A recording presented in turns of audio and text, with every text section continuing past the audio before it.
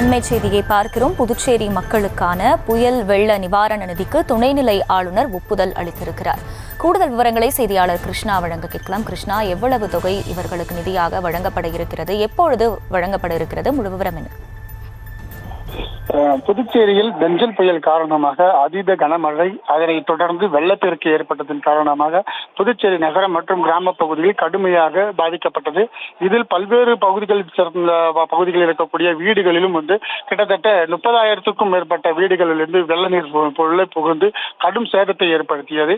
இதனைத் தொடர்ந்துதான் முதலமைச்சர் ரங்கசாமி மழை நிவாரண நிதியாக ரேஷன் கார்டுக்கு 5,000 ரூபாய் வழங்கப்படும் என அறிவித்திருந்தார்.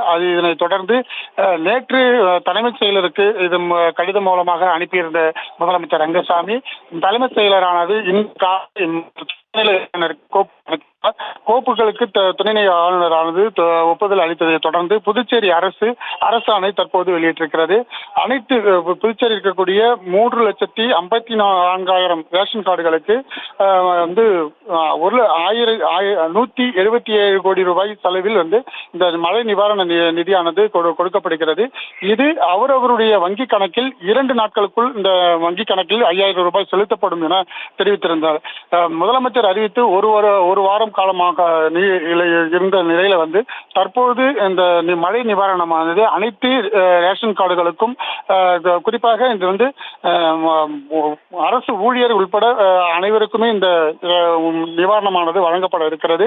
இது 2 நாட்களுக்குள் அவரவர் வங்கி கணக்கில் 5,000 ரூபாய் வழங்கப்படும் என அரசாணையானது தற்போது புதுச்சேரி அரசு சார்பில் வெளியிடப்பட்டிருக்கிறது.